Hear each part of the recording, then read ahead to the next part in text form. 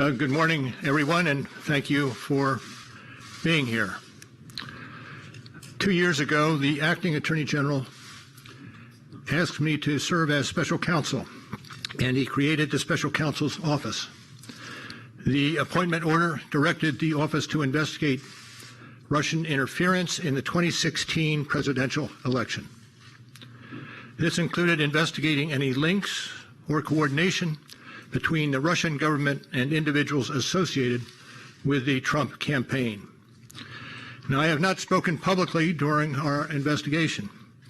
I'm speaking out today because our investigation is complete. The Attorney General has made the report on our investigation largely public. We are formally closing the special counsel's office, and as well, I'm resigning from the Department of Justice to return to private life. I'll make a few remarks about the results of our work. But beyond these few remarks, it is important that the office's written work speak for itself. Let me begin where the appointment order begins, and that is interference in the 2016 presidential election. As alleged by the grand jury in an indictment, Russian intelligence officers who were part of the Russian military launched a concerted attack on our political system. The indictment alleges that they used sophisticated cyber techniques to hack into computers and networks used by the Clinton campaign. They stole private information and then released that information through fake online identities and through the organization WikiLeaks. The releases were designed and timed to interfere with our election and to damage a presidential candidate. And at the same time, as the grand jury alleged in a separate indictment, a private Russian entity engaged in a social media operation where Russian citizens posed as Americans in order to influence an election. These indictments contain allegations, and we are not commenting on the guilt or the innocence of any specific defendant. Every defendant is presumed innocent unless and until proven guilty. The indictments allege, and the other activities in our report describe, efforts to interfere in our political system. They needed to be investigated and understood, and that is among the reasons why the Department of Justice established our office. That is also a reason we investigated efforts to obstruct the investigation. The matters we investigated were of paramount importance. It was critical for us to obtain full and accurate information from every person we questioned. When a subject of an investigation obstructs that investigation or lies to investigators, it strikes at the core of the government's effort to find the truth and hold wrongdoers accountable. Let me say a word about the report.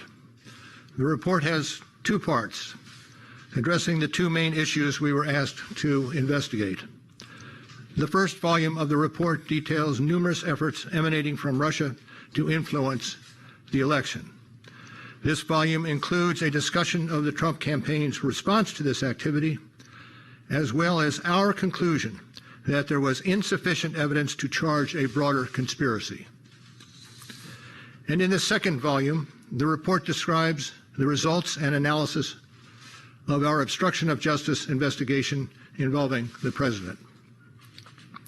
The order appointing me special counsel authorized us to investigate actions that could obstruct the investigation. And we conducted that investigation, and we kept the office of the acting Attorney General apprised of the progress of our work. And as set forth in the report, after that investigation, if we had had confidence that the president clearly did not commit a crime, we would have said so. We did not, however, make a determination as to whether the president did commit a crime. The introduction to the Volume 2 of our report explains that decision. It explains that under long-standing department policy, a president cannot be charged with a federal crime while he is in office. That is unconstitutional. Even if the charge is kept under seal and hidden from public view, that too is prohibited. The special counsel's office is part of the Department of Justice, and by regulation, it was bound by that department policy. Charging the president with a crime was therefore not an option we could consider. The department's written opinion explaining the policy makes several important points that further informed our handling of the obstruction investigation. Those points are summarized in our report, and I will describe two of them for you. First, the opinion explicitly permits the investigation of a sitting president because it is important to preserve evidence while memories are fresh and documents available. Among other things, that evidence could be used if there were co-conspirators who could be charged now. And second, the opinion says that the Constitution requires a process other than the criminal justice system to formally accuse a sitting president of wrongdoing. And beyond department policy, we were guided by principles of fairness. It would be unfair to potentially accuse somebody of a crime when there can be no court resolution of the actual charge. So that was Justice Department policy. Those were the principles under which we operated, and from them we concluded that we would not reach a determination one way or the other about whether the president committed a crime. That is the office's final position, and we will not comment on any other conclusions or hypotheticals about the president. We conducted an independent criminal investigation and reported the results to the Attorney General, as required by department regulations. The Attorney General then concluded that it was appropriate to provide our report to Congress and to the American people. At one point in time, I requested that certain portions of the report be released. The Attorney General preferred to make the entire report public all at once, and we appreciate that the Attorney General made the report largely public, and I certainly do not question the Attorney General's good faith in that decision. Now, I hope and expect this to be the only time that I will speak to you in this manner. I am making that decision myself. No one has told me whether I can or should testify or speak further about this matter. There has been discussion about an appearance before Congress.